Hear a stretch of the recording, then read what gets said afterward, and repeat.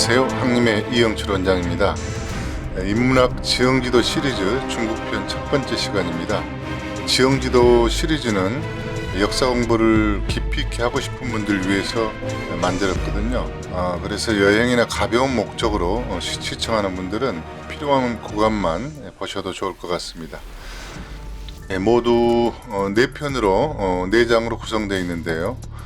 역사 기록물을 보기 위한 전제, 역사 공부는 반드시 지형도로 시작해야 한다, 실책 없는 중국 함족의 역사, 끝으로 시대에 따라 지명과 강역은 어떻게 변동되었는가로 구성되어 있습니다. 첫 번째 장입니다. 역사 기록물을 보기 위한 전제를 시작하겠습니다. E.H. 칸은 역사를 연구하기 전에 역사가를 연구하십시오.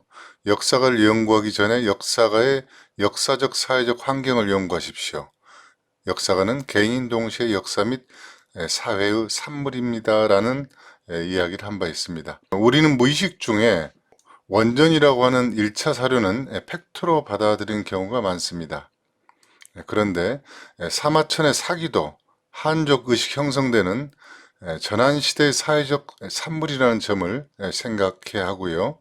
또 우리 사서인 삼국사기 역시 경주 세력을 대변했던 김부식의 신라 중심 세계관이 반영된 기록물이다, 사회 산물이다 라는 점을 잊지 않았으면 합니다. 그래서 우리는 흔히 역사를 승자의 기록이다 이렇게 이야기를 하는데요. 15세기까지만 해도 유럽 지식인들은 그리스 문명이 이집트 영향으로 이루어졌다는 것을 정설로 받아들였다고 합니다. 그리고 아테네가 이집트인들에 의해 건설됐다는 것도 인정하였는데요. 18세기 중반에 들어 태도가 변하기 시작했습니다. 낭만주의, 인종주의에 물든 유럽 지식인들이 점차 아프리카의 이집트인은 낮추고 유럽 그리스인을 높이는 경향이 강화되는데요. 아마도 시대적인 상황, 흑인 노예 제도 확산과 관계가 있지 않을까 이렇게 생각이 됩니다. 이 시기부터 등장한 것이 고고학적 실증주의죠. 아마 들어보셨을 겁니다. 이른바 객관성, 과학성이라는 프레임을 들고 나오는데요. 세계사 재편을 그들의 시선, 유럽인들의 관점에서 정리 작업을 본격화하게 되는데요. 한반도 역시도 1911년부터 조선 총독부 주도로 유물을 특정 지역으로 옮기고 또 복원 명분으로 유적 조작, 그리고 사료 재간행을 명분으로 1차 사료를 조작하는 일이 진행됩니다. 일본이 식민지 조선의 유적을 복원한다? 이 말이 얼마나 황당한 논리인지 굳이 설명드리지 않아도 될 것 같습니다. 우리가 보는 사서, 유물 누적은 바로 이런 점을 고려해서 봐야 한다. 역사를 우리가 볼 때 팩트라고 하는 내용들에 대해서도 의심을 갖고 접근할 필요가 있다는 점을 꼭 기억했으면 합니다. 자, 두 번째입니다. 역사 공부는 반드시 지형도로 시작해야 한다. 그 필요성을 소개하겠습니다. 세 가지 의문을 먼저 던져보겠습니다. 왜 굳이 이곳에 도성을 쌓았으며 함곡과는 역사에 자주 등장하는 겁니다. 두 번째 질문, 촉잔도는 왜 설치할 수밖에 없었나? 세 번째는 실크로드 상의 오아시스 도시는 정말 척박한 땅이었나? 일반적으로 역사 공부를 하는 방식인 텍스트나 평면 지도로만 보면 사실 이런 의문을 직관적으로 아는 것은 쉽지가 않습니다. 그런데 지형도를 기본으로 하고요. 그리고 위성 지도의 도움을 받고 이렇게 비교 공부하면 굳이 암기하지 않더라도 자연스럽게 전체 상황을 이해할 수 있다는 거죠. 저 같은 경우는 책을 볼 때 지명이 나오면 이제 수시로 스마트폰에 구글 지도 확인을 하는데요. 여러분께서도 그 지형 지도를 수시로 보는 그런 습관을 들여보셨으면 합니다.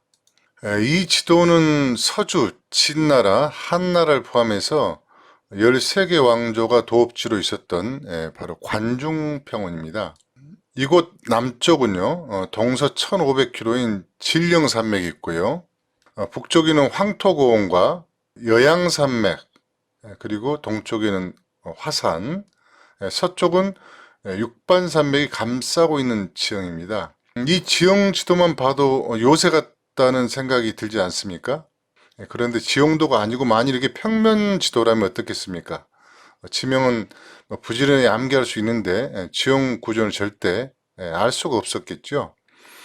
여기는 동서남북 사방에 관문이 있어서 그 관의 안에 있다고 해서 붙여진 이름이 바로 관중입니다. 앞서 이런저런 산맥, 고원동로 둘러싸인 지역이라고 했는데요. 그 자연적인 방어선에 설치한 4개 관문이 바로 관중, 4개 관문이 있는 지역이다. 이렇게 보시면 되겠습니다. 하나씩 보면요. 동쪽 화산 앞에 설치된 동관이 있습니다. 동관을 시작으로 서쪽에는 가른강 상류에 있는 서관, 대상관이라고 하죠. 남쪽에는 남관, 상관이 있고요. 북쪽은 육반산, 동쪽에서 조금 더 올라가면 북관, 소관이 길목을 지키고 있는 것을 우리가 지도를 통해서 알 수 있습니다. 그리고 가장 전투가 많은 곳에는 하나 더 관을 설치했는데요. 그곳이 바로 동관, 동쪽에 설치한 함곡관이 되겠습니다. 이 관중평원이 어느 정도 넓은가 하면요. 동서천리 남북 300리라고 합니다. 대략 남한 면적과 비교해 보면 한 40% 정도 되는데요. 여기에는 황하 최대 지류인 위수를 포함해서 수많은 물줄기가 이 관중평원을 적시고 있습니다. 이런 지형 조건이다 보니 당나라 수도인 백만, 당시 가장 큰 도시였죠. 100만 인구를 먹이 살릴 정도로 살만한 땅이었다. 이렇게 볼 수 있겠죠. 여기는 이제 천연의 방어선이 있고요. 이렇게 요새화되어 있고요. 넓은 농토가 있다 보니 주나라, 그리고 진나라 등 여러 나라의 도읍지였던 함양, 서한이 들어설 수 있었다. 그런 조건을 갖췄다. 이렇게 보시면 되겠습니다. 이 관중평원 동쪽에도 도읍지가 들어서는데요. 우리가 역사적으로 동경이라고도 불린 낙양, 로양이 있고요. 상나라의 도읍지인 정주, 징저우가 있고요. 그리고 북송의 수도, 개봉, 카이펑이 나란히 있습니다. 또 그 남쪽으로 이렇게 시선을 돌려보면요. 숭산 아래, 소림사가 있는 숭산 아래에는 그 삼국지에 등장하는 조조 유나라, 유나라의 수도인 허창, 쉬창도 자리하고 있습니다. 그 역사 공부를 할 때 지명을 암기하는 방식이 아니고요. 왜 그곳이 도읍지로 선택되었는가 이런 의문을 던져야 합니다. 암기가 아니라 바로 이해해야 한다는 뜻인데요. 중국 전체 지도를 펼쳐놓고 보면 이 지역은 중국의 중심 지역이죠. 그래서 여기를 중원 땅이다 이렇게 말합니다. 그러니까 중원 땅 하면 이제 보통 하남성 이 주변을 중심으로 하는데요. 넓게 보면 사실 관중평원의 이 지역을 포함해서 그렇게 이제 이야기를 하기도 합니다. 네, 이 중원 지역, 중원 지역은 관중평원보다 더 넓은 그 화북평원, 화북평원을 끼고 있는 곡창지대인데요. 그런데 이것만 가지고는 수도의 그 조건이 될 수는 없습니다. 수도가 되기 위해서는 그 주적을 방어할 수 있는 천연 방어선이 확보돼야 되는데요. 또 하나의 조건이 충족돼야 되는데 낙양, 정주 여기는 바로 이제 황하를 천연 그 해자 삼아서요. 북방으로부터 들어오는 북방 기마민족, 또 수련민족을 방어하는 그런 조건을 갖춘 수도가 들어설 만한 땅이었다. 이렇게 이해하시면 되겠습니다. 앞에서 그 함곡관에 대해서 잠깐 설명드렸죠. 함곡관은 동관에서 동쪽으로 약 60km 정도 가면 위치하고 있습니다. 잠깐 예를 들어보면요. 당나라 중기에 있었던 안사의 난, 그 진원지가 지금 북경, 그러니까 당시에는 범양이라는 지역인데요. 반란군이 낙양을 거쳐서 당나라 수도가 있는 서쪽 방향의 그 장안으로 진군하기 위해서는 반드시 함곡관 방향으로 갈 수밖에 없었습니다. 그런데 만약 이곳을 피해 북쪽 방향으로 가려면 황하를 2번 넘어야 하고요. 뭐 때로는 또 유수를 넘어야 하거든요. 이 루트는 사실상 접근이 불가능합니다. 그럼 남은 선택은 남쪽 그 원거리 우회해서요. 2000m가 넘는 그 질령산맥, 이 지맥을 통과해야 되는데 이곳은 뭐 역사에 여러 번 등장했습니다만 내부에 호응이 있지 않으면 점령이 거의 불가능한 바로 이제 그런 지역입니다. 이렇다 보니까 함곡관은 중국 전쟁사에서 가장 많이 등장하는 주요 격전주가 될 수밖에 없는 그런 운명이었다 이렇게 보시면 됩니다.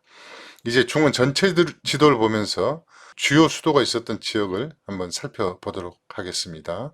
관중과 중원 지역의 수도였던 서경 그리고 동경인 낙양 개봉에 대한 설명 드렸고요. 중원 지역에서 이 밀려난 쫓겨난 왕조가 수도로 삼았던 남경도 잠깐 살펴보겠습니다. 남경은 잘 아시다시피 오나라 수도였죠. 그리고 송나라, 양나라 등의 도읍지였는데요. 시대별로는 그 지명 이름이 좀 바뀝니다. 건업이라고도 했다가 금능, 건강 등으로 불리기도 했던 곳인데요. 지도에서 동서를 가로지르는 그 파란색 두 선이 있죠. 황하가 있고 장강, 양자강인데요. 수도가 있었던 지역은 모두 강의 남쪽에 있는 것을 우리가 알 수가 있습니다. 무슨 이야기인가 하면 북쪽에 있는 주적을 의식해서 수도 위치가 정해졌다는 것을 이제 반증하는 것이죠. 남경은 그 양자강이라는 천연의 해자를 가지고 있었고요. 또 그 배후에는 벼농사가 가능한 장강 하구평원이라는 엄청난 곡창지대를 끼고 있었습니다. 끝으로 북경이 있는데 시간 관계상 짧게 말씀드리겠습니다. 베이징은 기만민족인 금나라 그리고 원나라, 청나라 입장에서는 그들의 근거지에서 가까워서요. 중원 지역을 통치하기 유리했다는 것을 우리가 지형도를 보면 이렇게 확인할 수가 있습니다. 반면 또 한족의 입장에서는요. 북방민족의 변화에 선제적으로 신속하게 대응할 수 있는 위치이기도 하고요. 또 하나는 곡창지대, 화북평원이라는 곡창지대를 끼고 있는 걸 알 수가 있죠. 역시 또 하나의 조건이 필요하죠. 곡창지대뿐만이 아니고 방어선이 필요한데요. 태행산맥 그리고 연산산맥이라는 방어선을 확보해서 외부의 적을 또 방어할 수 있는 그런 위치이기도 했습니다. 종합해보면요. 첫 번째 질문이었죠. 왜 굳이 이곳에 도성을 쌓았는가 이건데요. 고대의 도읍지는 천연 방어선을 1차 확보하고요. 두 번째는 곡창지도를 포함한 지형이 있었다는 겁니다. 우리가 역사 공부를 할 때 이제 거듭 말씀드립니다만은 암기하는 방식이 아니고 지형지도를 보면서 이곳에 왜 수도가 있었는가를 이해하는 게 이제 중요하다. 이걸 좀 말씀드리겠습니다. 지형지도를 보면 풀릴 수 있는 음은 두 번째입니다. 촉잔도. 삼국지 보신 분들이나 중국사를 보신 분들은 이제 많이 접한 내용인데요. 촉잔도는 왜 설치할 수밖에 없었나? 이 의문입니다. 이 사진, 지금 보이는 사진은 그 복원한 잔도의 모습인데요. 질령산맥에서 한중으로 가는 잔도 중 하나인 성문잔도 모습입니다. 지금 관광지화 돼가지고 한국 사람들도 많이 가는데요. 잔도를 설치한 목적이 뭐냐면요. 군사이동이 있고요. 특히 군량미 운송을 위해서 반드시 필요했습니다. 전쟁이란 게 군대만 간다고 해서 해결되는 건 아니지 않습니까? 잠시 후에 지형도로 확인해 보겠습니다만은 관중분지에서 사천분지 구간은 인간이 쉽게 접근할 수 없는 그런 지형이고요. 그러다 보니까 잔도와 같은 인공 구조물을 만들지 않으면 대규모 병력의 이동이 불가능했던 그런 자연 환경에 처했던 곳이기도 합니다. 이 사진은 아마 익숙한 분들이 많지 않을 것 같아요. 건문관이 있는 그 건문산, 잼문산인데요. 이 바로 이제 건문관을 두르고 있는 거대한 그 수직절벽 모습입니다. 사진만 봐도 엄청난 그 유용을 느낄 수 있는데요. 제가 2019년도 답사를 갔을 때 수직절벽을 이걸 보면서 든 느낌은 말문이 막힐 정도로 그런 위압감을 받았던 기억이 있습니다. 제가 이 사진을 보여드린 것은 그 척도가 얼마나 험한가를 이제 보여드리려고 준비했는데요. 총나라 강유가 유나라의 대군을 막기 위해 짓겠다는 건문관이 바로 지금 화살표 방향에 있습니다. 왼쪽 지금 보이는 사진이 이 건문관의 모습인데요. 이곳은 그 협곡의 폭이 불과 좁은 곳은 7m 정도밖에 안 되거든요. 현장에 가서 보니까 그 왜 수많은 시인들이 천하제일관이라고 했는지 뭐 따로 설명이 없어도 금방 이해가 될 수 있는 그런 자연 조건이었습니다. 여러분들도 한번 상상을 해보세요. 이 좁은 길을 10만 대군 뭐 또는 100만 대군이 온들 과연 통과할 수 있었겠는가? 이제 그렇다 보니까 역사에서 실제로 이 건문관을 통과하지 못하다 보니까 우회로 잔도를 만들어서 성도를 바로 공격했던 이제 그런 또 역사가 있죠. 바로 이제 관중문지의 장안과 사천문지 사이에는 이런 관문들이 곳곳에 설치되어 있었다. 뭐 이게 바로 이제 잔도를 설치할 수밖에 없었던 자연 환경에 있다 보시면 되겠습니다.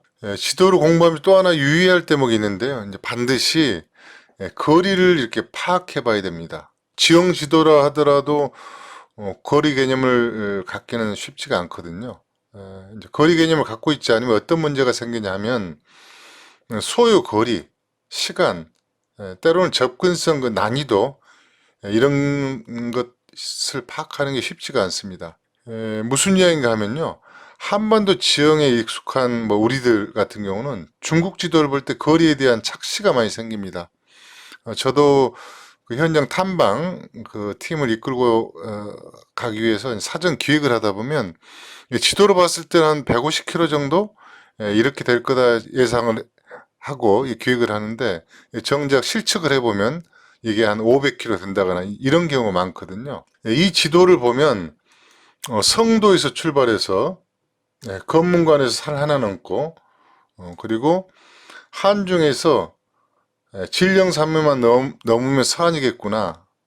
그러니까 산 두 개만 넘으면 되니 뭐 아무리 길어도 우리 기준으로 우리 경험치로 200km 정도 가면 되지 않을까? 뭐 이런 생각을 할 수가 있거든요. 그런데 성도하고 서안의 거리는 준직선 기준으로만 720km나 됩니다. 720km. 이래도 감이 잘 안 잡히죠. 이게 어느 정도인가 하면 전라남도 해남에서요. 휴전선을 넘고 평양을 지나서 평북 정주까지의 거리입니다. 그런데 이게 그냥 평지를 걸어가는 게 아니고요. 잔도를 설치하면서 전진해야 하는 자연 조건이기 때문에 이걸 또 접근성 난이도를 계산해 보면요. 한 3배 정도를 잡아야 하거든요. 그럼 준평지로 갈 때와 비교를 해보면 최소 2,000km, 그러니까 준직선 거리가 700km가 좀 넘는데 실제 우리 한반도의 지형 조건과 비교해 볼 때는 약 2,000km 정도 이상의 거리에 해당된다는 겁니다. 이 거리가 어느 정도 되는가 하면은 한반도에서 북경으로 우회해서 낙양까지 정도 이르는 어마어마한 길이죠. 이 부분이 왜 중요한 대목인가 하면요. 많은 분들이 제가 대화를 하다 보면 이 지도를 이제 간혹 보신 분들이 서안에서 성도 가는 거 또는 성도에서 서안으로 진격하는 거 좀 고생은 했겠지만 이게 뭐 길어도 한 보름 정도면 가지 않는가 이렇게 생각을 할 수 있다는 겁니다. 그런데 잔도를 설치하면서 병력이 은밀히 이동한다 했을 때 이게 어느 정도 소요됐을 것인가 이 난이도가 어떠했겠는가는 여러분들이 한번 상상을 해봤으면 좋겠습니다. 참고로 파촉은 나중 또 강의에 뭐 상세히 설명드리겠습니다만은 그러니까 파국과 촉국을 합친 말이 파촉입니다. 고대 그 사천문지 안에 파국과 촉국이 있었거든요. 그러니까 파국은 주로 사천문지의 동쪽에 해당이 되겠고요. 촉은 성들 중심으로 서쪽이 주를 이루고 있다 이렇게 보시면 되겠습니다. 북쪽에는 2000m 내외의 높이죠. 이 대파산맥, 다바산맥이라고 합니다. 다바산맥이 가로막고 있고요. 서북 쪽은 뭐 여행 다녀오신 분 많이 계시겠습니다만 그 구체구 황룡 등에 있는 민산산맥 높이가 한 4000에서 5000m 정도 됩니다. 그리고 서남 쪽은 최근에 그 많이 가는 곳인데요. 동티벳에서 가장 높은 공가산이 있는 곳입니다. 공가산, 뭐 공할산 이렇게 이야기하는데 무려 여기가 한 7,500m가 좀 넘습니다. 그러니까 동티벳에서 많은 분들이 좀 착각을 하는데요. 운남성에 있는 메리설산이 제일 높은 걸로 생각을 하시는데 메리설산보다 훨씬 높습니다. 그리고 동쪽에는 은시대읍국 등이 포함된 그 웅기 고원, 윙고의 고원이라 그러죠. 바로 이렇게 파촉당 사천분지는 거의 완벽하게 줄령으로 이어져 있다. 그렇기 때문에 이 지역으로 가거나 이 지역에서 벗어나기 위해서는 반드시 엄청난 잔도 공사를 하면서 갈 수밖에 없었다라는 자연 조건이다. 이렇게 보시면 되겠습니다. 사실 고대 거의 전쟁이 아닌 거의 유일한 통로 역할을 했던 곳이 장강 물줄기, 장강 삼협을 통해서 입출입을 했는데요. 이것도 그렇게 만만한 곳은 아니었습니다. 지금부터 소개해 드리려고 하는 그 척도는 제가 중국적 사료하고 고지도 그리고 네 종의 위성 지도를 그 교차 분석한 결과거든요. 아마도 그 척도 전체를 종합해 소개한 것은 거의 처음이 아닐까 싶습니다. 척도는 한중 분지하고 다시 말씀드립니다만은 관중평원 그리고 이제 사천 분지에 이어져 있는데요. 한중 분지하고 관중 평원 사이에는 크게 6개 루트가 있고요. 물론 시대별로 조금씩 변화는 있습니다. 그리고 한중 분지하고 이 민산산맥, 이 민산산맥으로 해서 사천 분지로 넘어가는 곳에 4개가 있습니다.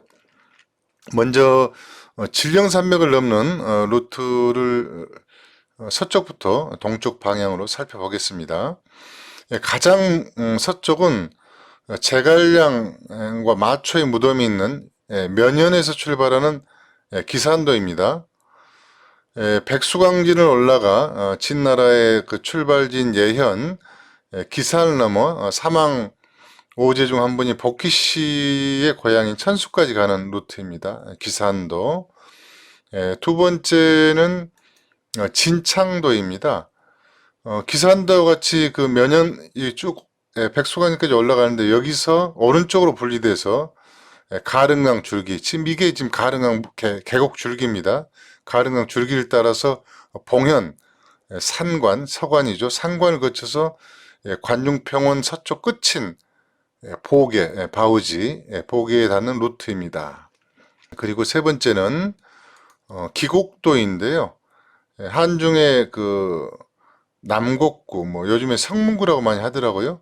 여기를 출발해서 포화 물줄기, 이게 지금 포화 물줄기입니다. 포화 물줄기를 따라서 유패, 태백 기점에서 보계하고 진창 쪽으로 하는 기곡도가 있고요. 그리고 야곡도 포야도는요, 태백에서 갈라져서, 그러니까 기곡도 같이 오다가 갈라져서 사육관 거쳐서 오장원으로 가는 그런 루트입니다. 뭐 오장원도 많이 들어보셨을 겁니다. 다음은 낙곡도, 당락도인데요. 양현에서 출발해서 화양진을 거쳐서 태백산 밑으로 우회를 합니다. 태백산도 정확히 기억은 안 납니다만 3,700m가 좀 넘습니다. 그러니까 백두산보다 1,000m 높이기 때문에 좀 이런 걸 감안해서 봐야 되지 않을까 싶습니다. 그래서 제 생각으로는 지형지세나 전체적으로 좀 각 계곡까지 다 파악을 해본 결과로는요.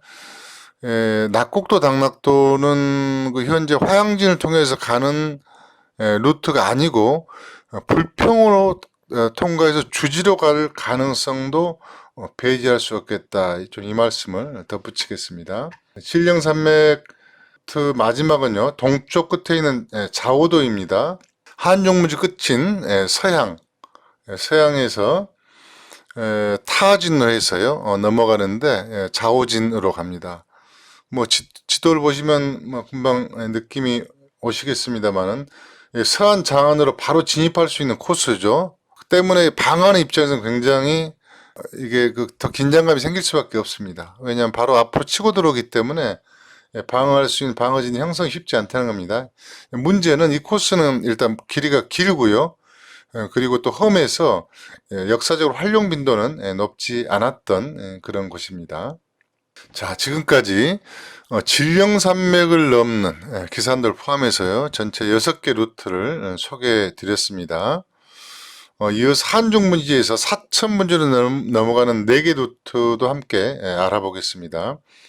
역시 그 서쪽부터 보겠습니다. 첫 번째는 은평도입니다. 은평도는 루트가 굉장히 여러 갈래로 나눠지는데요.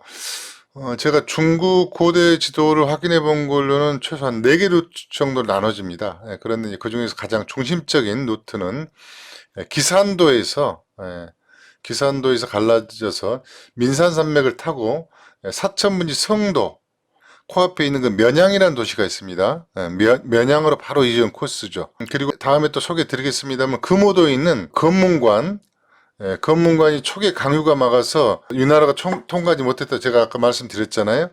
바로 이제 위나라 장군 등유가 검문관이 막히자 700리를 우회해가지고 바로 성도로 진격해서 총나라를 붕괴시켰던, 멸망시켰던 이제 그런 역사적 코스이기도 합니다. 두 번째는 금오도인데요. 기산도의 출발지 또는 도착지일 수도 있겠죠. 동시에 면연에서 출발해서요. 영강이나 양평관을 거쳐서 그 척도에서도 그 유명한 명오렵이라고 있습니다. 아까 사진에서도 잠깐 좀 소개를 해드린 것 같은데요. 명오렵을 통과해서 광원, 그리고 지금 지도에는 제가 상세히 그리려다 보니까 밑에는 지금 담지 못했는데요. 소화고성, 그리고 천하제일관이 검문관, 추운낭으로 이어지는 금오도 코스입니다. 지금 뭐 이곳은 아주 오지기 때문에요. 일반 여행객들은 가지 않습니다만은 자유여행 하신 분들은 많이 좀 찾는 그런 코스 중에 하나입니다. 미창도입니다. 한중에 출발해서요. 미창산 서쪽, 그리고 광우산 동쪽을 거쳐서 파중이라는 지역으로 바로 들어가는 길입니다. 끝으로 그 가장 동쪽에 소지도입니다. 자오도의 출발지인 서양에서 시작해 진파, 밑에 역시 가려져 있습니다. 만원, 선안, 그러니까 사천문지 동쪽 지역이죠. 동쪽 지역으로 내려가서 또는 올라가서 현재 중경 주변 지역으로 연결되는 코스입니다. 촉잔도를 그 전체를 알아봤죠. 진령산맥을 넘어가는 코스, 또 한중에서 사천문지로 연결되는 코스인데요. 이 코스들은 뭐 일반 전문적 역사 공부를 하는 분들이 아니라면 다 기억하실 필요는 없겠습니다만 큰 흐름 정도는 일단 좀 파악하시면 좋겠다 싶고요. 제가 좀 개인적으로 추천드리고 싶은 부분은 서안에서 지금 고속철로 한중으로 빠른 시간에 갈 수가 있습니다. 기억이 좀 정확하지는 않습니다만 2시간이 좀 못 미쳤던 것 같아요. 서안에서 한중으로 들어가서 한중에서 이 광원으로 이어지는 코스, 여기는 열차로 고속철로 가는 것보다는 일반 대중교통을 이용해서 이 루트를 간다면은 아름다운 자연, 그 다음에 역사의 여러 유적들을 함께 즐길 수 있는 곳이 아닐까 싶습니다. 그래서 좀 추천을 드립니다. 자, 세 번째 질문입니다. 지형도로 반드시 공부해야 된다. 이걸 좀 말씀드렸고요. 세 번째 질문. 실크로드 상의 오아시스 도시는 척박한 땅이었나? 우리는 보통 그 오아시스 도시 하면 지금 보시는 사진과 같이 야자수 몇 그루와 샘이 있는 이런 이미지를 떠올리는 경우가 많거든요. 이러다 보니까 이제 어떤 문제가 발생하는가 하면요. 실크로드사에 등장하는 오아시스 도시를 작은 동네 수준 정도로 이해하는 경우가 많습니다. 그러다 보니까 무슨 작은 동네 오아시스 도시에 국가가, 나라가 있을 수 있어? 그게 나라인가? 뭐 이렇게 생각할 수가 있고요. 전략적인 요충지가 아닐 것 같은데 또 이런 의문을 가질 수도 있습니다. 이제 왜 이런 일이 반복되는가 하면요. 지금 계속 강조드립니다만은 텍스트나 평면 지도만 가지고 실크로드사를 공부하다 보니까요. 제대로 이해하기 어렵다는 거죠. 그러니까 이런 관행들은 좀 이제는 좀 바뀔 필요가 있지 않는가. 또 그런 기대를 가져봅니다. 지금 보시는 지도는 타클라마칸 사막의 천산 그 남로 핵심 도시인 쿠처 그리고 아커수 그 위성 지도입니다. 북쪽의 그 천산산맥을 보면요, 만년설이 그 있죠. 이 이야기는 뭘 의미합니까? 만년설이 있다는 것은 자연스럽게 연중 안정적인 강물이 흘러내려온다는 이런 자연 조건이라는 걸 우리가 유추해 볼 수 있겠죠. 그러다 보니까 지금 오른쪽 보시는 사진처럼 이 부채꼴 모양, 국토지리 시간에 배운 거 아닙니까? 이거 충적 산상지라 그러는데요. 이제 이런 게 형성돼서 대규모 농지가 이렇게 발달하게 되는 거죠. 또 이 물줄기가 농토도 적시고요.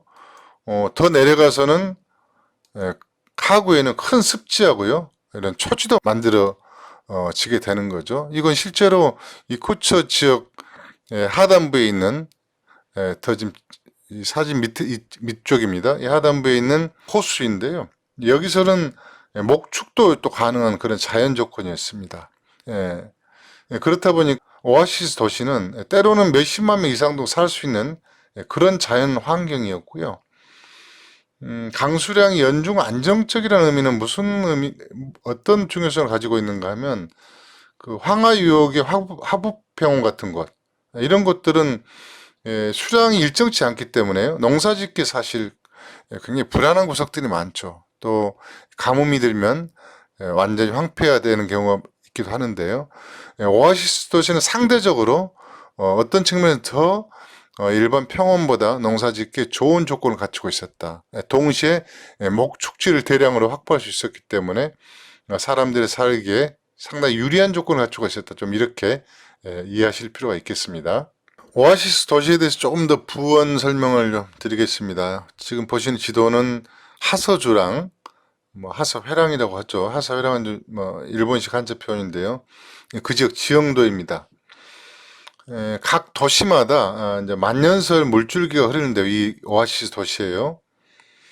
그 무이, 양주는 오거화가 흐르고 있고요. 이어지는 장액 감주는 그 역사적으로 중요한 흑화, 요하라고도 하죠.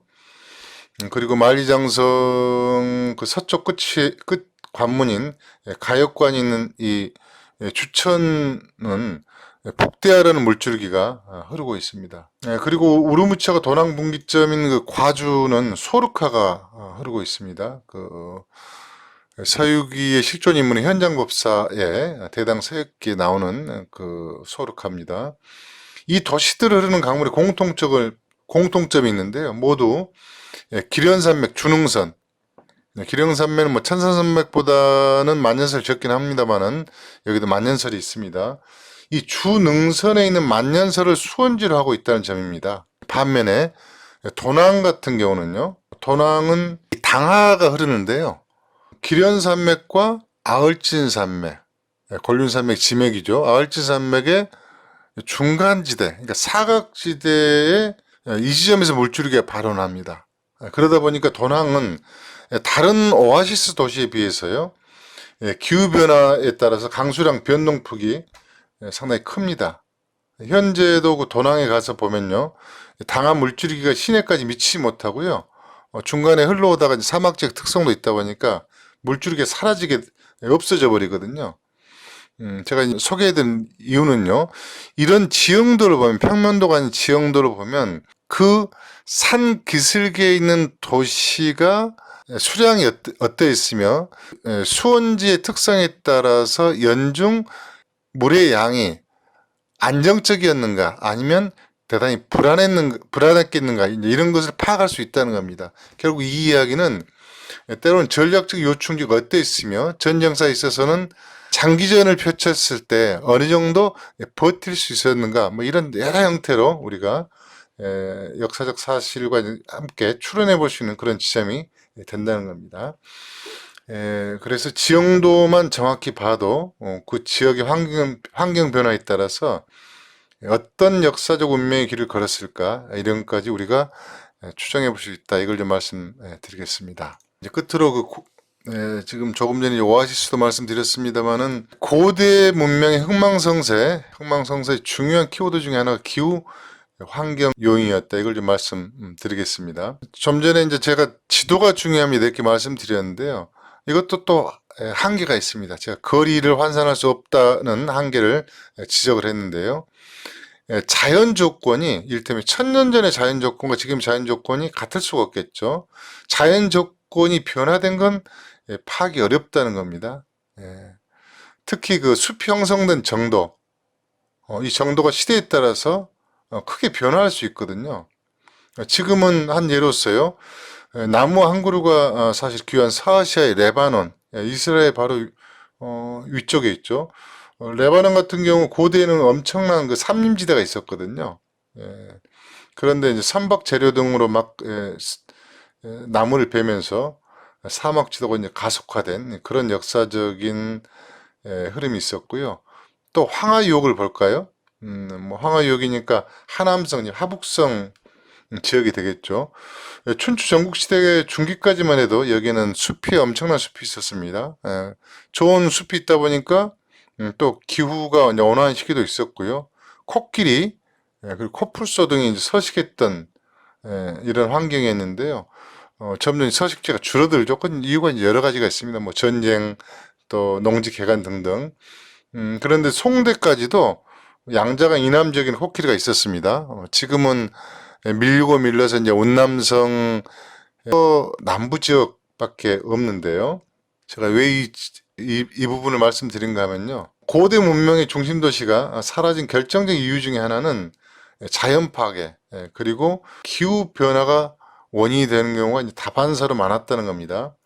그래서 역사 공부는 지형 지도를 중심으로 해야 된다는 부분과 더불어서 환경 변화도 꼭 연동해서 체크해야 된다는 겁니다. 그렇지 않으면 지금 오른쪽에 보시는 금동대학로죠.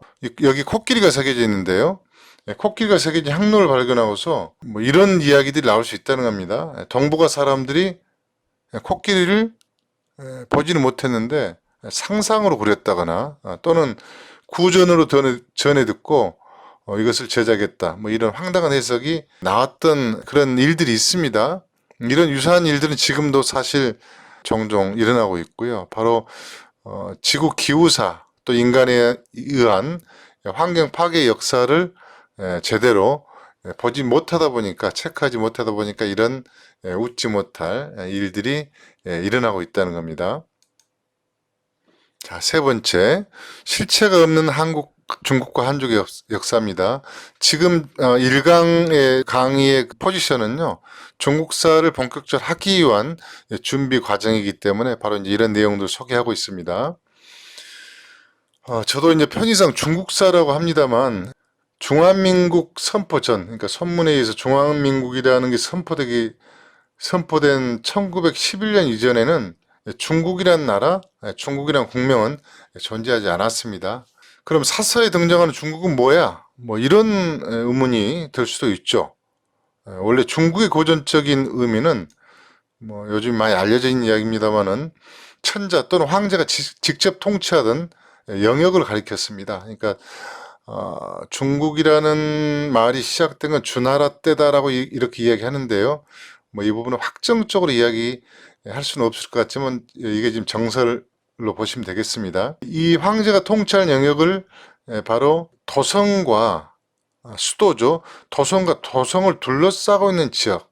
뭐 요즘 우리 한반도식으로 이해하면 서울특별시와 경기도 지역 이렇게 좀 이해하시면 될 것 같습니다.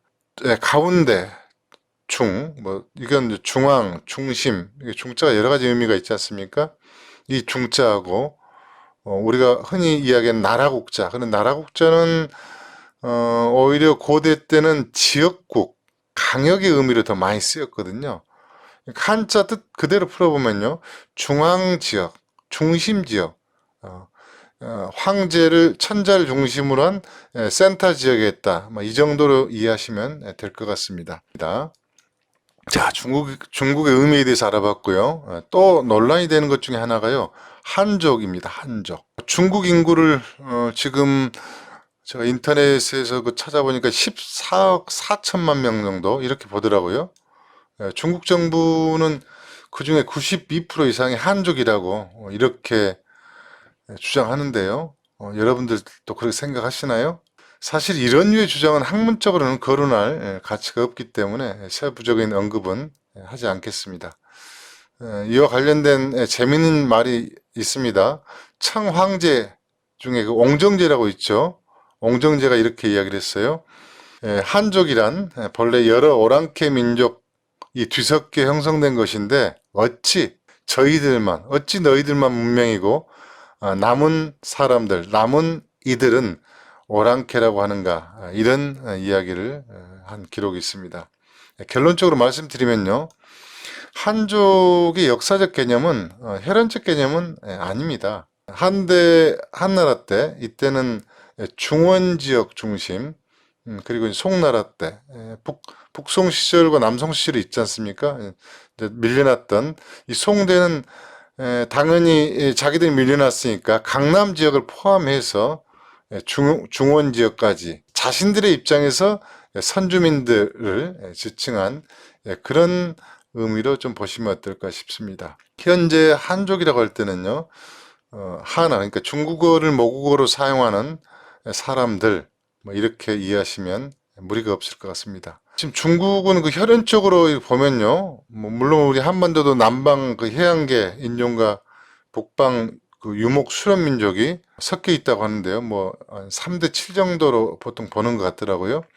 중국 역시 남방 지역만 봐도요, 말레이 계통이 최소한 20%가 넘거든요. 이런 걸 고려했을 때 한족이 현재 14억 4천만 명의 92%라고 했으니까 이 기준으로 따지면 13억 2천만 명이 넘습니다.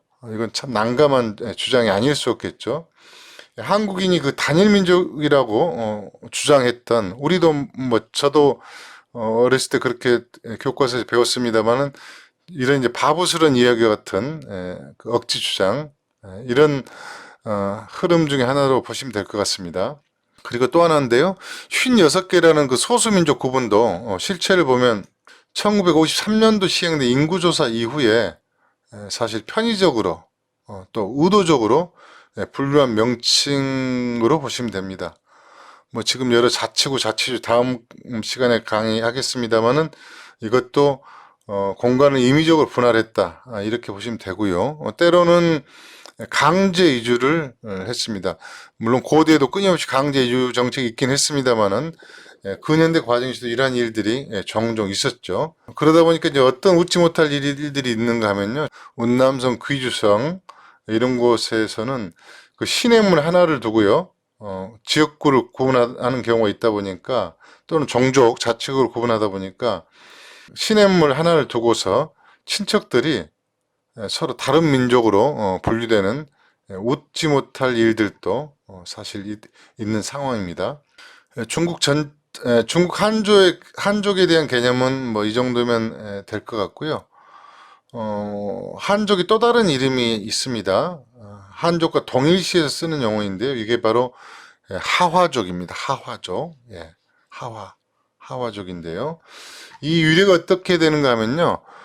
사마천의 사기를 근거로 해서 우임금의 하나라 하자를 따고, 그리고 섬서성에 있는 화산, 아까 지도에서 보셨죠?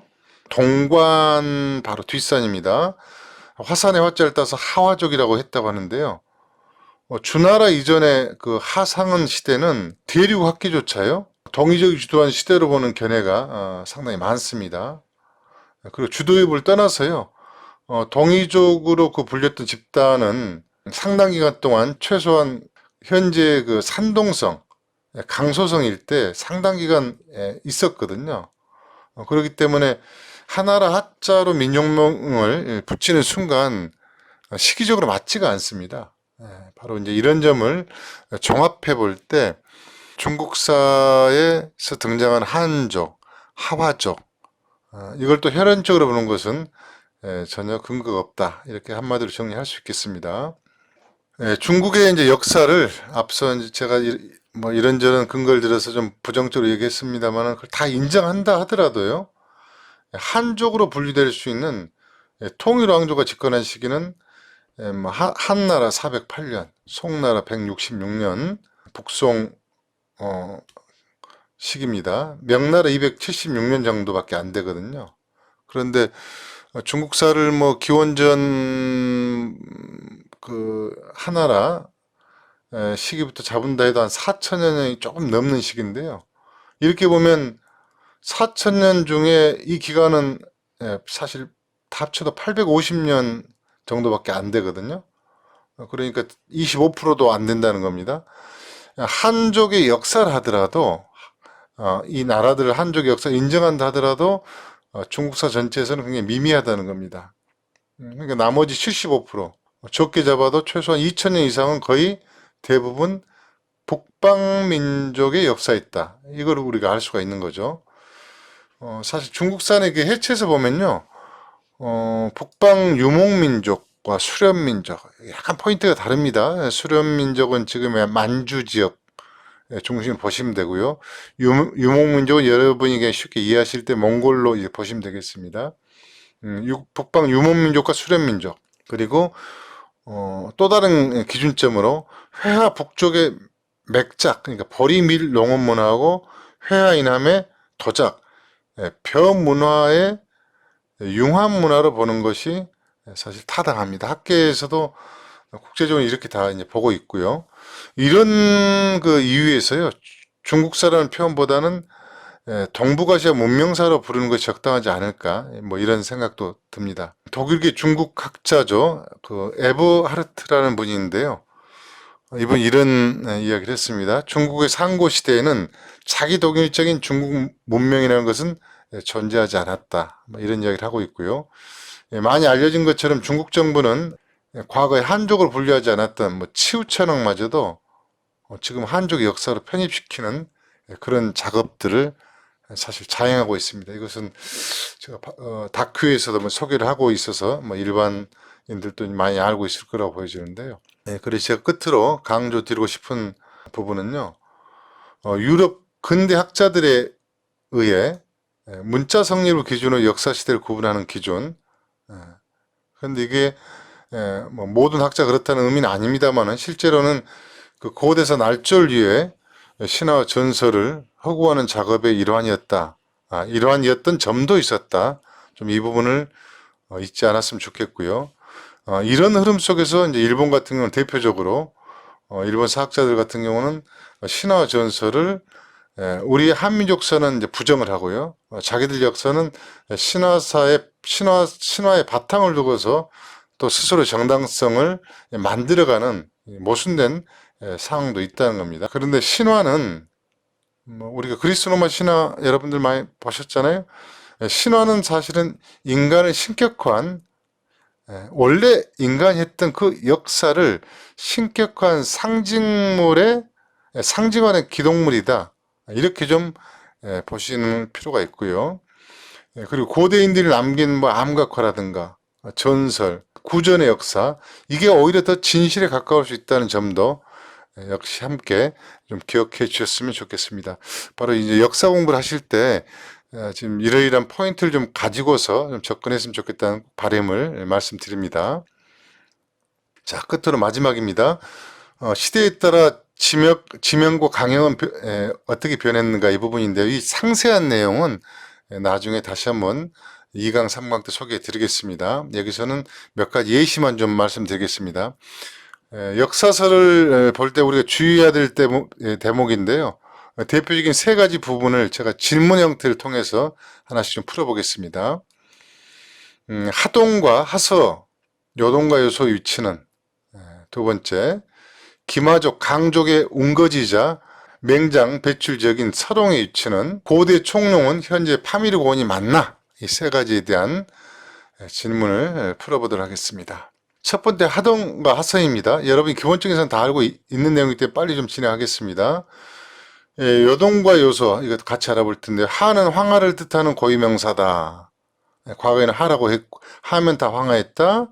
예, 강은 장강이었다. 이건 뭐 이미 지금은 다 알려진 내용이기 때문에 이 정도 말씀드리겠습니다. 그런데 이제 좀 하나 우려되는 부분이 있는데요. 제가 유튜브나 종종 그 방송 강의를 좀 보거나 블로그 등을 체크를 해보면요. 이런 나오더라고요. 하는 물줄기가 곡선 흐름이고 뭐 강은 직선 흐름이라거나 하와 강은 규모가 크고 수는 규모가 작다라든가 뭐 이런 주장들이 있거든요. 그런데 미리 결론 말씀드리면 이건 전혀 근거가 없습니다. 이건 실제 각 성에 있는 지도 지명, 강 지명까지 파악을 해보면요. 이건 전혀 맞지가 않는 내용입니다. 그래서 이런 콘텐츠를 제작을 할 때 강의를 할지 좀 더 신중하게 접근하면 좋겠다 이런 좀 바람이고요. 하서 하동의 현재 위치는 황하가 장강원에서 쭉 올라갔다 음사산맥에서 다시 내려왔다가 낙양 쪽으로 꺾여가죠. 그 왼쪽 지역, 그러니까 난주의 왼쪽 지역 A 지점, 이곳을 하서라고 합니다. 뭐 이건 당연히 아실 거고요. 그 다음 B 지점, 화산의 앞쪽에서 오른쪽이 되겠습니다. 지금 산서성, 산시성에 해당되는데요. 이 B 지점을 하동이라고 합니다. 역사 공부를 하신 분들은 이 정도는 뭐 기본적으로 알고 계실 텐데요. 문제는 C 지점을 고대에는 여기를 바로 하동이라고 했던 시절이 있었습니다. 이것은 우리 사서에도 등장하는 내용이고 제가 여러 형태로 확인을 한 내용입니다. 자, 초기에는 AC 여기가 하서였고 하동이었고요. 시간이 지나면서 하동의 위치가 바뀝니다. 그리고 고대에는 바로 여기를 하남이라고 했습니다. 지금 여기가 하남이잖아요.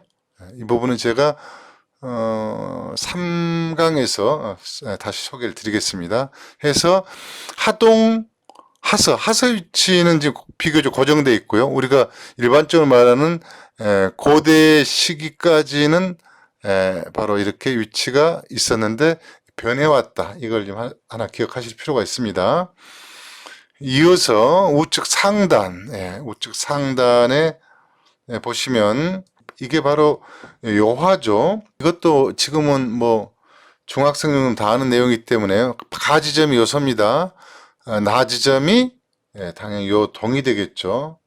그런데 제가 이걸 말씀드린 이유는 바로 이제 다 지점에 대한 이야기를 하려고 합니다.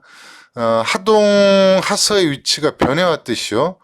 이걸 주장하는 분들은 요하 또는 요의 위치가 요서 요동이 포함된 이야기입니다. 이 위치가 시기별로 역시 서쪽에서 동쪽으로 현재 위치로 이 지역에서 이 지역으로 이동해 왔다는 그런 주장이 있다는 겁니다. 그리고 때로는 요의 위치를 이 지점을 보는 학자들도 있습니다. 그래서 여기서는 어떤 게 정답이다, 맞다 이것보다는요. 지역 지명은 시기에 따라서 변해왔다. 그 다음에 지배 집단이 바뀌면 특히 지명 같은 경우 수시로 변동이 되었다는 것을 꼭 좀 기억하셨으면 좋겠고요. 우리 동양사만 그러지 않습니다. 세계사를 볼 때도 시기별로 이동이 되었거나 또는 의도에 의해서 지명이 변해왔다는 점을 꼭 함께 체크를 하면서 역사 공부를 하실 필요가 있겠다 이 말씀을 드리겠습니다. 자, 하서 하동, 요소 요동 이것은 뭐 일반적으로 지금 알고 계신 내용이고요. 그런데 이만큼 민감한 또 지역이 하나가 있습니다. 그게 바로 롱이라는 지역입니다. 롱이라는 지역인데요. 참고로 그 롱은요, 그 장액 지역, 장액인 이게 고대 감주였잖아요. 그래서 간수성의 약칭을 감주, 간이라고 합니다. 지금 발음으로 간이라고도 하고요. 또 하나 약칭으로 쓴 게 바로 롱입니다. 그만큼 중요한 의미를 갖고 있다는 겁니다. 현재 롱과 관련된 중국의 지명은 고개 이름 또는 언덕 롱자입니다. 이걸 쓰는데요. 제가 우리 사서 조선왕조 실록을 포함해서요 사서를 좀 확인해 보니까요. 우리 같은 경우는 언덕 롱자 대신 롱이라는 지역을 쓸 때 비올 롱자를 쓰는 빈도가 더 많습니다. 왜 이런 차이가 있는가는 제가 거기까지는 찾지는 못했고요. 그래서 우리가 혹시 여러분들이 우리 사서에서 롱을 확인할 때는 이걸 좀 고려해서 입력을 해 보시면 좋겠다 싶습니다. 학계에서는 롱이 뭐냐 도대체? 이 롱을 관용평원의 서쪽 경계 아까 북관이 있는 지역입니다. 서쪽 경계인 육반산맥, 육반산맥으로 보고 있습니다. 그런데 이건 제가 충분히 교차 분석은 못했는데요. 뭐 대체로 무리 없이 육반산맥이거나 아니면 육반산맥의 어느 고갯길이거나 뭐 둘 중에 하나가 아닐까 싶습니다. 그래서 이 육반산맥 기준에서 접근에 큰 무리는 없을 것 같습니다. 이 롱과 관련된 현재 지명은요, 육반산맥 북쪽 동쪽에 있는 롱현이라는 지역이 있습니다. 롱현이 있고요. 그 다음에 육반산맥 쪽에 롱동이 있고요. 란주로 가는 방향에 롱서라고 있습니다. 롱서가 있는데 여기는 그 유수의 상류이기도 합니다. 그리고 끝으로 휘성분지, 휘성분지 남쪽에 있는 농남 이렇게 네 곳이 있습니다. 그런데 좀 이상하지 않나요? 롱을 기준으로 해서요. 육반산맥 서쪽에 롱동이 있고 동쪽에 롱현이 있죠. 뭐 앞뒤가 안 맞습니다. 결론을 역시 말씀드리면요. 어느 시기에 지명이 꼬였는지 저도 확인을 못했습니다. 그런데 이걸 제대로 된 위치는 현재 롱현이 롱동이 되어야 되고요. 현재의 롱동은 없어지는 게 맞습니다. 그리고 롱남은 뭐 큰 무리는 없는데요. 롱남의 위치가 너무 남쪽에 치우쳐 있습니다. 이것도 휴성문지 남쪽 지역 정도로 잡는 게 올바른 지명이 아닐까. 이것은 뭐 제 주관적인 판단에서 근거 없이 말씀드리는 건 아니고요. 고대 지명을 정할 때는 반드시 근거가 잡았습니다. 지형지세를 반영하거나 아니면 통치자의 철학이 내포되거나 뭐 여러 가지 이유가 있었다는 거죠. 그런데 이건 중심 지형을 두고 지명을 잡은 건데 그게 맞지 않다는 겁니다. 여러 사료를 좀 종합해 볼 때요. 롱서 지역이다. 역사적으로 롱서 지역이라고 하는 것은 육반산맥부터 난주 이 지역까지 롱서로 보는 게 맞을 것 같고요. 롱남은 육반산맥의 그 시작점인 보계에서 쭉 올라가면 그 지금 물줄기가 보이죠? 이게 위수입니다. 파랑색. 이 위수 상류 이걸 구분으로 해서요. 이걸 경계해서 남쪽을 롱남 지역이다. 이렇게 보시는 게 정확할 것 같고요. 그래서 롱서는 어떤 어떤 그 광역의 지명과 같은가 하면은 바로 관서의 지명과 같이 쓰입니다. 이걸 정확히 일치한다 할 수 없는데요. 시대에 따라서 각자 다른 포인트를 뒀기 때문에. 그러나 보계 서쪽이기 때문에 관서가 맞고요. 보계로 바로 이어지는 육반산맥의 서쪽이기 때문에 롱서가 맞기 때문에 바로 일치한다. 또는 거의 일치한다. 이렇게 보시면 틀림이 없을 걸로 보입니다. 롱 지역에 대해서 좀 더 추가로 말씀드리면요. 여기는 그 기마족인 강족, 전사족이죠. 강족이 운거해 있던 지역이다 보니까 무장을 많이 배출했는데요. 롱남 지역은 그 진제국의 출발지 지역이고요. 그러니까 진제국, 진시황을 이야기하는 겁니다. 그 선조들이 여기서 출발했다는 거고요. 그 다음에 그 롱서 지역 같은 경우는 그 대표인 출신 인물이 그 초계 5호 대장 마초죠. 여기는 양주목도 했었습니다. 그리고 또 한 사람은 동탁이라는 사람입니다. 동탁은 뭐 역사서에는 그 잔인하고 지략이 뛰어났다고 나오는 인물인데요. 이 사람 두 사람 다 바로 농서 지역 출신이고요. 이 동탁은 특히 농서에서도 임조현 사람입니다. 근데 이 임조현은 그 우리 역사와도 관련이 있는데요. 고려 충선왕이 티베트의 그 샤카로 유배를 갈 때 거쳐갔던 지역이다. 이런 기록이 남아 있습니다. 참조로 또 한 사람 인물이 있는데요. 이 롱과 관련해서요. 바로 이이라는 사람입니다. 이이하면 잘 생소하죠. 누군가 하면 그 노자입니다. 노자. 도가의 창시자. 춘추 전국시대의 인물이죠. 이 사람도 농소 출신으로 알려져 있는데요. 마지막으로 한 번 더 소개해 드린다면 우리 사서에 등장한 분인데요. 925년 그 고려 그 초기 태조 때입니다. 중국 송나라에서 고려를 귀환 태안이시 시조인데요. 이육이란 분입니다. 이육은 이 농서 지역에서 왔는데요. 그래서 고려 조정에서 농서공에 봉해졌던 인물입니다. 이런 기록이 태안이시 세가에 남아 있는 걸 알 수가 있습니다. 자, 마지막으로 총령의 위치를 알아보도록 하겠습니다. 총령의 위치는 뭐 일반인들에게는 별로 중요하지 않겠습니다만은 특히 상고사를 공부하는 분들, 특히 제야사를 하는 분들에게는 굉장히 예민할 수밖에 없는 위치거든요. 학계에서는 그 총령을 파미르곤으로 보고 있습니다. 그리고 뭐 사전을 찾아봐도 그렇게 나오고요. 그런데 그 서유기의 실존 인물인 삼장법사, 제가 지금 여러 차례 말씀드렸습니다. 삼장법사의 그 인도행 기록을 보면요, 좀 의문점이 생깁니다. 현장법사는 자신이 넘은 능산, 즉 설산을 총령의 북쪽 시작점이라고 이렇게 이야기를 했거든요.